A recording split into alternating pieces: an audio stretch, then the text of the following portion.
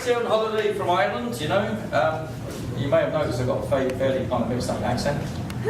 Tragically, I wasn't a crazy mixed up kid. As an adult, I've got a crazy mixed up accent. What you can do. But I've travelled around a lot and this and that. I was thinking about telling the story, starting off with a surprise happened to me today actually, which is kind of a tragic surprise, more like a terrible shock.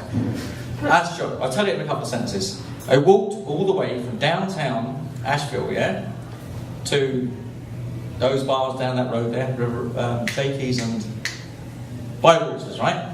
Bywaters.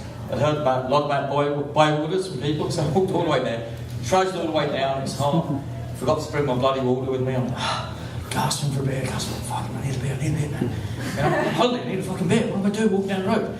Some guy told me it's a mile, and I walked back 2 miles, and I said, how far is Bywaters? Some guy was getting out of his car, and he goes, it's been down 2-3 mile down the road. Oh shit, man. Last minute. Anyway, I eventually got there, and they refused me a fucking beer. Couldn't believe it.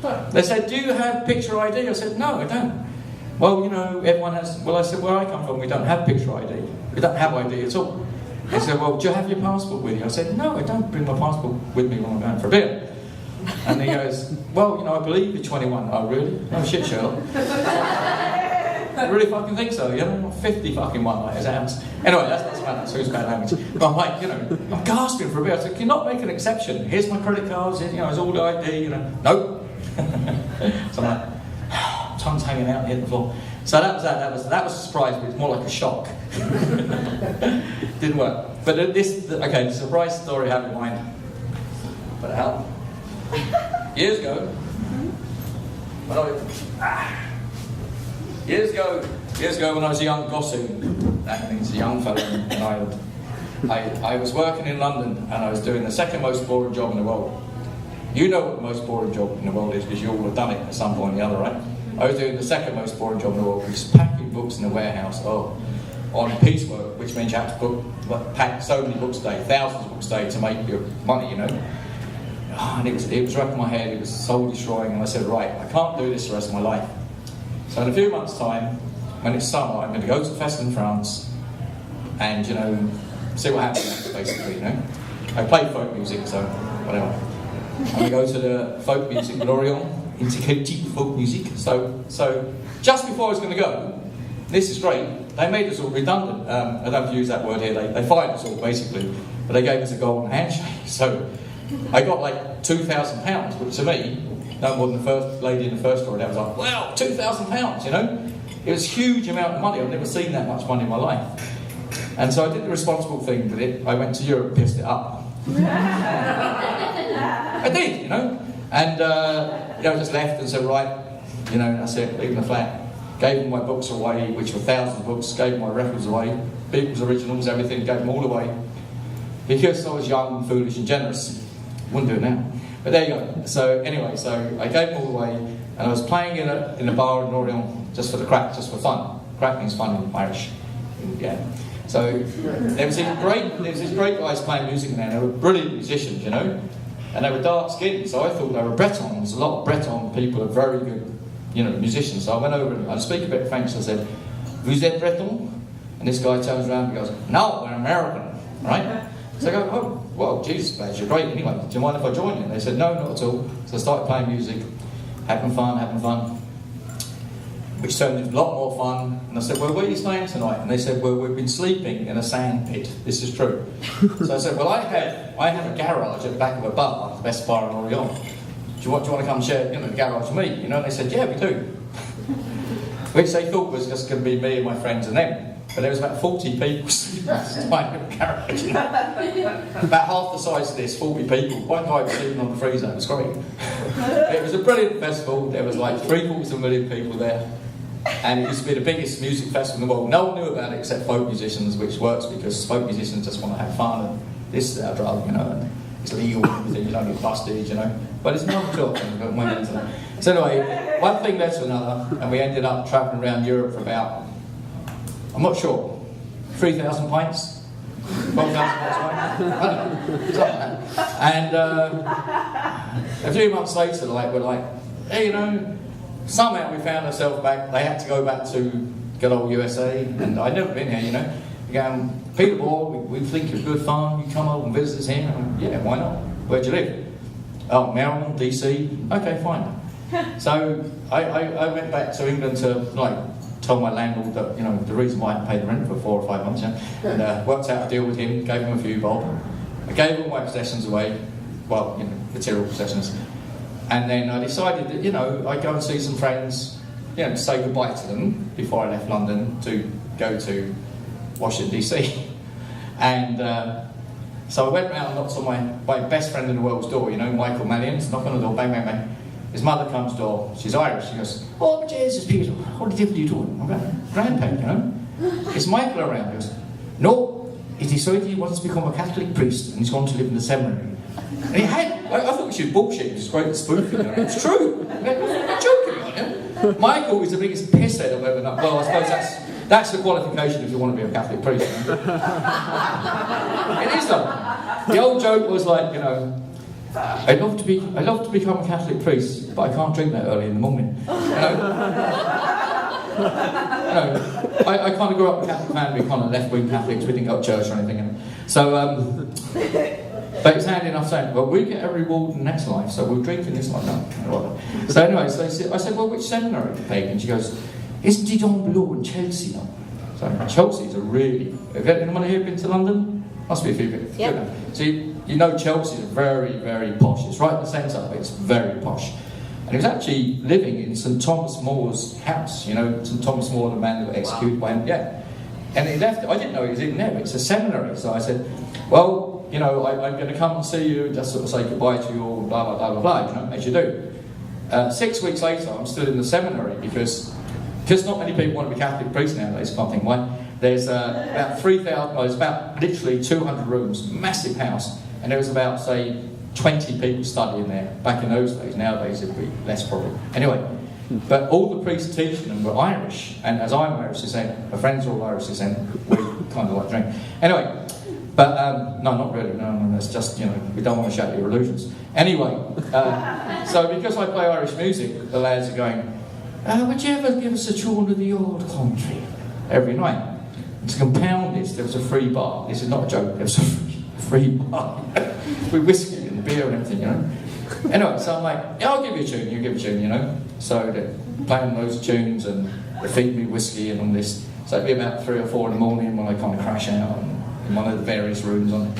And this went on for weeks, and I didn't even know it was weeks. I thought it was days, it just, And my money was gradually going down because I was still going to the pubs in the daytime because they'd insist on, we go to the pubs and buying around and all that. So I'm thinking, well, Jesus Christ, lads, I'm never going to get to the States because I haven't bought a ticket yet. I should have bought a ticket first, but I wasn't that sensible. I haven't matured since either, so don't worry about it. It hasn't been. I haven't had an epiphany, thank God. Anyway, so anyway, I'm like, oh. How am I, down to my last couple of hundred, 200 or 300 pounds or dollars or whatever like that. I didn't know what I had left. What I did, I packed my bag with everything, passport, clothes, a few clothes, bow run on my shoulder. And one night the celebrations was playing. Oh, I forgot about this problem. Sorry, don't take my problem. I don't think so. Aha! There we go. One night the celebrations went on longer than they normally did. So the priests were going, "Oh, play us that beautiful slow air, your Lords and Boston. Will you, Pete? Will you? Hang on now. Here's no for a pushy." So went.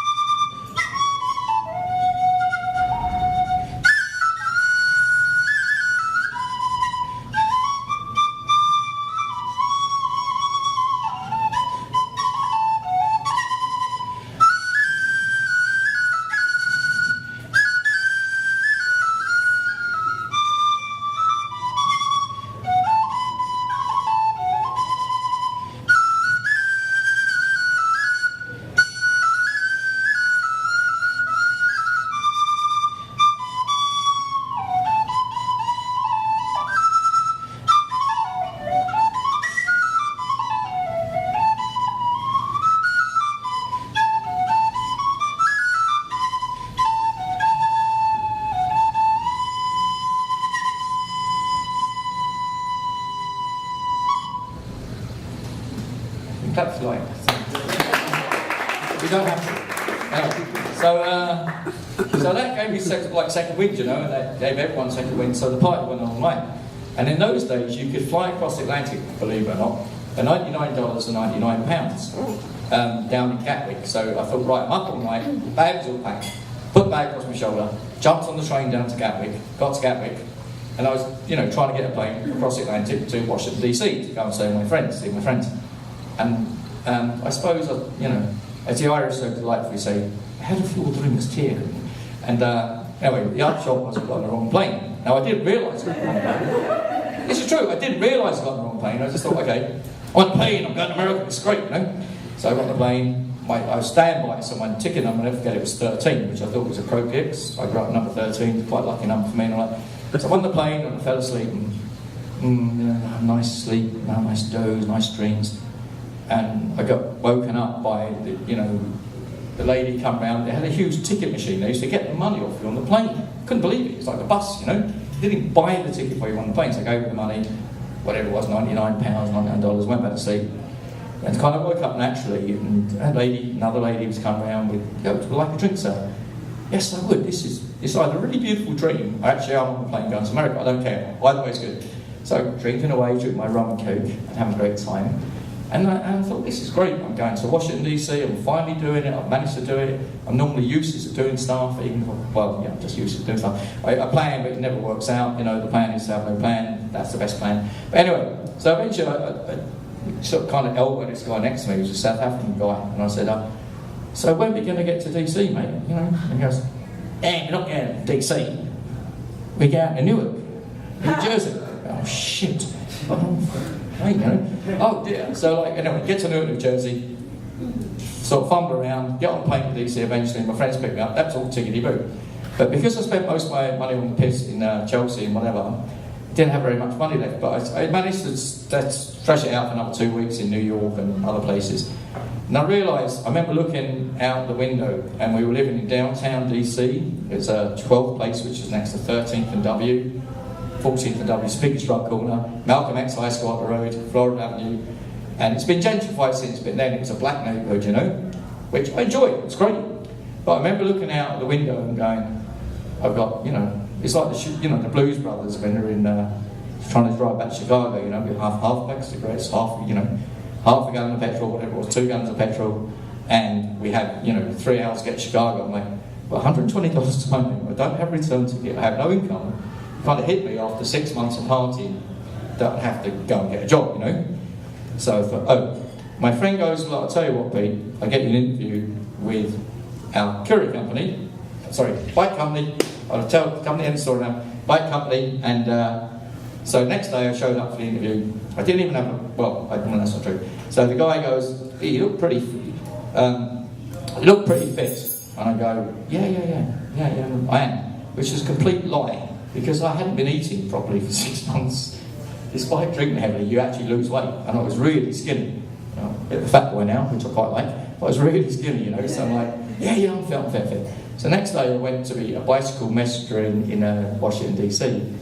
And the old saying in bike messengers in Washington DC is, you need 3 things to be a really good messenger, right? You need an intimate knowledge of Washington DC, superb fitness, and a bicycle. I had the bicycle.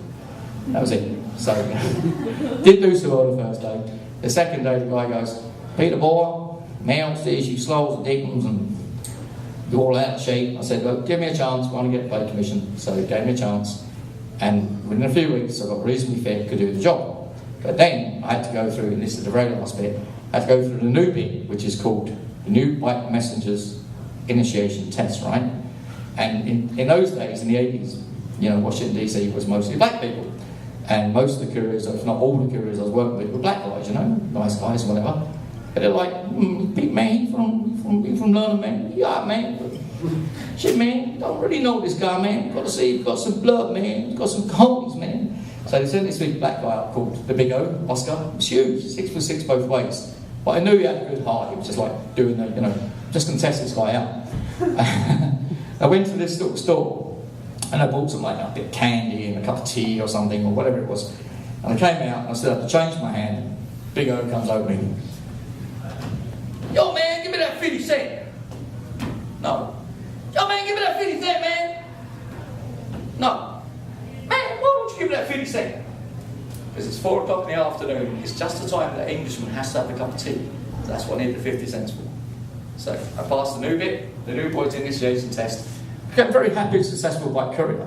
I didn't even make any money or make a fortune out of it, but I had a great 4 years. 5 years in America. Thank you all for being so nice people.